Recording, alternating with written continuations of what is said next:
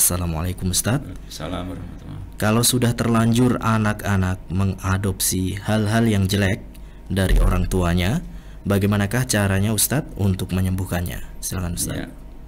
Nah ini pertanyaan yang bagus ya. Memang kekhawatiran orang tua itu anak terpengaruh dari luar. Jadi sebagaimana sebuah hadis qudsi ya, bahwa Nabi SAW bersabda, meriwayatkan dari apa yang Allah firmankan dalam hadis qudsi, inni khalaqtu ibadi khunafa fastalazumus sayatin antinihim. Sesungguhnya aku, yaitu Allah SWT, menciptakan hamba-hambaku itu dalam keadaan hanif, lurus, yaitu condong kepada tauhid, condong kepada kebaikan. Sudah condong kepada kebaikan, maka setanlah yang menggelincirkan mereka dari agama mereka. Jadi memang benar bahwa dalam kehidupan anak kita ada pengaruh dari luar, yang sejatinya yang paling dominan mempengaruhi adalah setan ya. Namun di sisi lain anak kita itu justru lebih condong kepada kebaikan.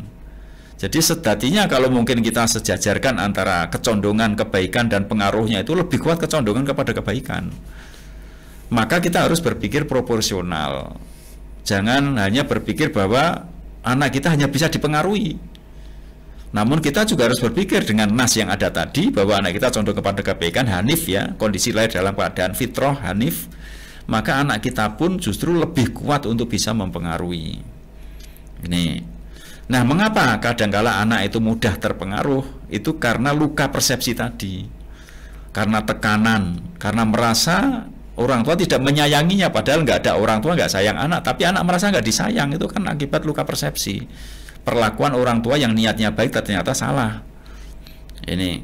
Nah, makanya untuk mengatasi ini ya, yang langkah yang paling tepat untuk menghindarkan anak mudah terpengaruh dari luar adalah kita dekat, tingkatkan kualitas kebersamaan dengan anak.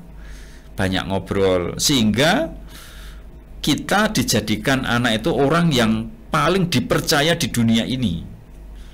Ya, makanya begitu ada pengaruh dari luar yang dia merasa heran atau merasa baru atau merasa nggak nyaman, dia langsung kembali kepada orang yang dipercaya. Siapa? Orang tuanya. Maka insya Allah dengan demikian kita mudah untuk memberikan nasihat, karena hatinya sudah terbuka, karena menganggap orang tua itu orang yang paling dipercaya. Ini. Nah, kemudian lebih praktisnya lagi ya, kalau sudah terlanjur sekarang anak kita dengan banyak mendapat pengaruh-pengaruh yang tidak baik, mungkin dari perbuatan, dari kata-kata dan sebagainya, itu kalau sudah terlanjur bagaimana? Maka kita kembalikan, Nabi SAW bersabda, wa'atbi isayyatal hasanata tamhuha, maka ikutilah keburukan-keburukan itu dengan kebaikan-kebaikan, maka kebaikan itu akan menutupi keburukan itu. Maka kita sering-sering ngobrol dengan anak dengan kualitas pertemuan tadi dengan yang baik-baik. Jangan tergesa-gesa untuk memarahi dulu pada anak.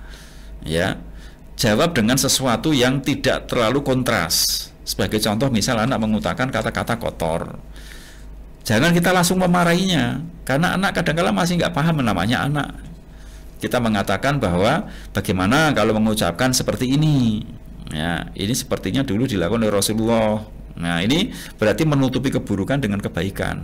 Ditutupi, walaupun keburukan itu tidak kita bahas, tidak kita salahkan, tapi dengan ditutupi dengan kebaikan ini, maka keburukan itu akan hilang. Itu lebih soft, lebih halus, dan tidak menyakiti hati anak, dan tidak menimbulkan luka persepsi. Itu salah satu contohnya demikian ya. Wallahu ta'ala alam bisawab.